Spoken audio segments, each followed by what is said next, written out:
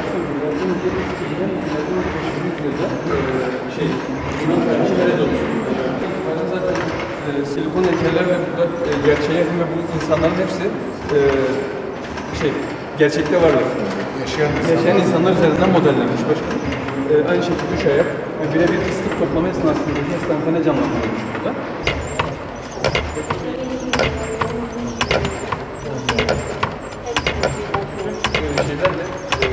Üreticileriyle, ticaretiyle uğraşan, sanayisiyle uğraşan herkese diğer bir çocuk tarih çalışması yapılıyor.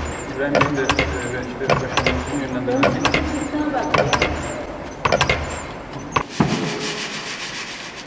Teşekkür ederim. Evet, fıstık yiyin, fıstık gibi olun. Arkadaşlar sloganımız da Gaziantep'imizin göz bebeği Fıstık Parkı'nda nihayet dünyada ilk kez bir fıstık müzesi açılıyor. Bu müzeyle ilgili bilgiler alabilir miyiz efendim? Ne zaman açılacak, neler planlanıyor? şöyle, tabii fıstık memleketindeyiz, lezzetin başkentindeyiz. Lezzetin başkentinin ana damarı biz yapan fıstık. Çünkü fıstıkla ilgili neden bu bölgede bu kadar güçlü, neden bu kadar lezzetin ana damarı diye bakınca aslında bunun bir geçmişi var. İnsanlık tarihi kadar bir eski geçmişi var. Müzeye girdiğiniz zaman aslında bu işin önemli kısmının toprak, güneş, toprağın içerisindeki kalite, hava oranı, su oranı, organik oranı ve beraberindeki bu coğrafya, bu coğrafyanın getirdiği nem oranı, bunların hepsiyle birlikte fıstığın emeği, fıstığın nasıl büyük bir mücadeleyle uzun yıllar emek sonucu nasıl fıstığa dönüştüğünü gösteren büyük bir hikayesi var. İnsanlık tarihi kadar eski bir hikaye. Aslında dün Cumhurbaşkanımız yine benim çok kullandığım İbn Haldun'un bir sözü var, coğrafya kaderdir dedi. O da Cumhurbaşkanlığındaki açılışta bunu söyledi. Hakikaten bu coğrafya kader ve bu coğrafyada elbette çok büyük risklerimiz var ama çok büyük nimetlerimiz de var.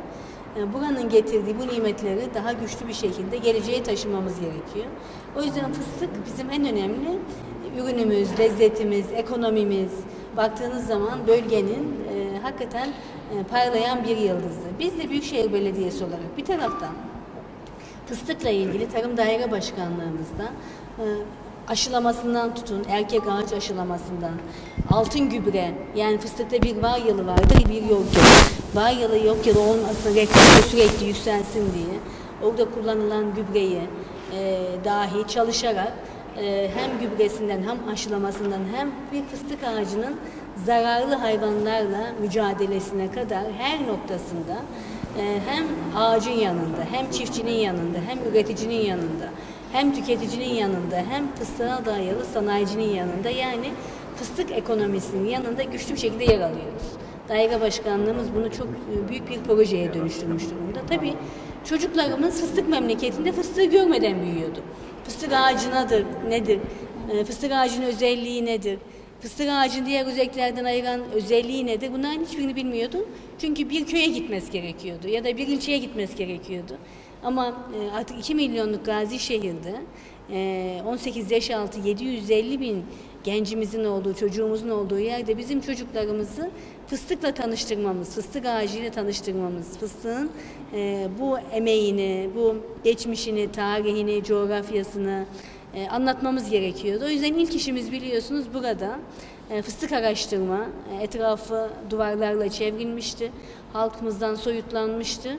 Önce daha önceki Tarım Bakanımız, benim çalışma arkadaşım Mehdi Bakanımız da ben başkan aday olunca rica ettim. Dedim ki Sayın Bakanım, bu araştırma merkezini halkımız açalım.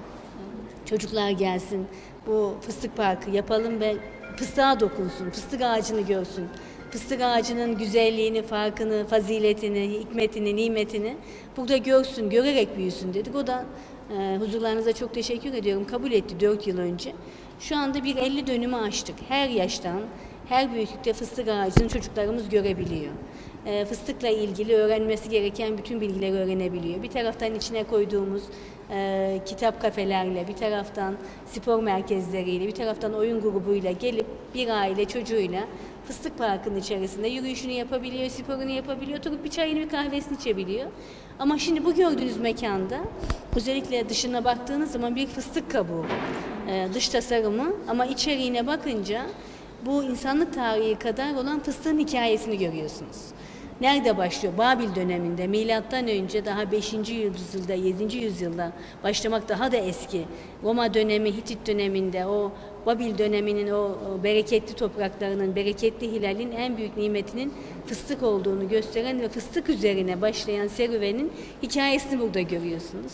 Her aşamasını, fıstık çeşitliliğinden tutun, nasıl aşılama yapılır, nasıl dikilir, hanımlar nasıl fıstık kırar, nasıl ailede fıstığın önemi vardır. Fıstıkla ilgili bir menengiç kahvesi bizim en büyük, biliyorsun, coğrafi işaretini aldık. Fıstık ağacından nasıl bittim sabunu yapılır, nasıl menengiç kahvesi yapılır, menengiç nedir? Bunların hepsini gösteren bir hikayesi var. Fıstık çeşitliliği, fıstığa dayalı sanayinin altyapısı, fıstıkla oluşan diğer ürünler.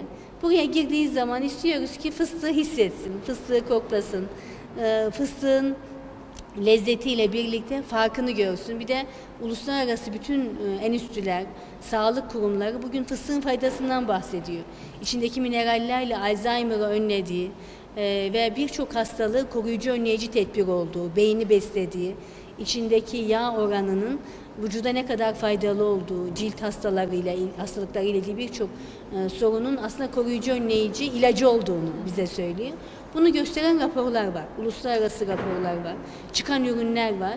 Yani içeri girdiği zaman bütün o tarihini, arkeolojisini, coğrafyasını, kültürünü hissedeceği, içeriye girdiği zaman barak müziğiyle, menengiç kahvesi tadıyla, fıstığının tadına bakacağı bir ortamı yaşasın istiyoruz, yaşatsın istiyoruz. Ve bu konuda çalışmamız artık sona doğru geldi. Bizim biliyorsunuz bir de her yıl yaptığımız Fıstık Festivali var.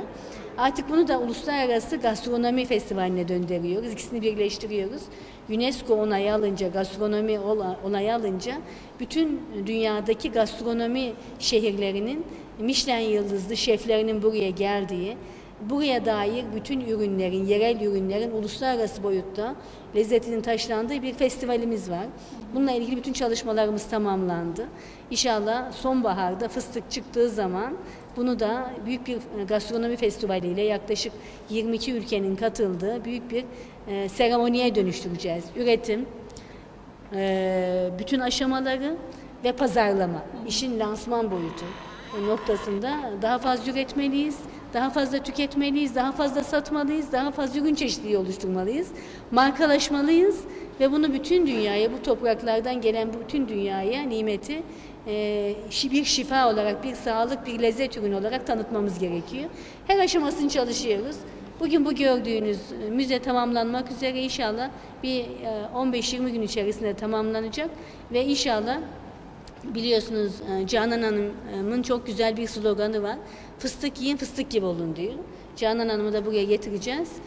Fıstığın ve fıstık yemenin faziletlerini ve güzelliğini topluma daha güzel, sağlık açısından da bilim açısından anlatacak bir lansmanını hep birlikte yapmış olacağız. Efendim burada da hani şeyleri görüyoruz. Ağaçtan toplanması, mahalle aralarında kırılması. Hani Gaziantep kültürünü oldukça iyi anlatan bir şey olacak. Hani bu konuyla ilgili özellikle bir şeyler söylemenizi rica edeceğim. Tabii yaşamın her noktasında var. Tarladan toplanmasından evin içerisinde, özellikle hanımların ekonomisi açısından, biz de çocukken ben çok iyi hatırlıyorum, annemle birlikte yazın fıstık kırardık. Fıstıkçılar getirirdi, çıtlatırdık. Aynen bu gördüğünüz çıtlatma işini ben yapmış birisiyim çocukluğumda. Parça başı bize getirirlerdi. Biz o kırdığımız yerden ücret alırdık. Benim okumamda, dershaneye gitmemde, evin ekonomisinde rahmetli annemin fıstıkla ilgili yaptığı çalışmalar bizim evimizi bereketi olmuştu. Hem lezzet hem bereketi olmuştu. Siz bunu bu kültürü yaşattınız. Tabii ben onu kendim yaşadığım için şu an hala devam ediyor. Çünkü hanımlar dokunduğu zaman orada ne kadar makineleşirse makineleşsin, o hanımların yaptığı o küçük dokunuşlarla birlikte farklı bir lezzete dönüşüyor. Evin ekonomisine dokunuyor. Bunu gösteren nasıl kırılıyor? İşte bakırın içerisinde kılık ve kıyafetiyle, yüzündeki görselliğindeki samimiyeti, ihlası, Anadolu insanının, Antep hanımının güzelliğini, faziletini gösteren bir güzellik var. Beraberinde babamızın, evin reisinin buradaki duruşunu gösteren, nasıl evi ekonomiye dönüştüren bir lezzete dönüşüyor. Satılıyla, hamam tasıyla, çirtikli sahaniyle burada aslında bir kültür de yaşatılıyor. Bir hikayesi var bunun. Bunların hepsini gösteriyoruz. Bakın ağacın güzelliği, hanımların aksesuarı, üzerindeki kıyafetleri, bir çift altın bilezikle fıstığınla birlikte onu nasıl bileziğe dönüştüğünü gösteren, aksesuara dönüştüğünü gösteren büyük bir güzellik var. Yerellik, özgünlük, bu bize büyük bir farkındalık oluşturuyor ve hikayemiz burada başlıyor. Bu hikayeyi bütün dünyaya anlatmak istiyoruz. Biz teşekkür ederiz. Sağ olun.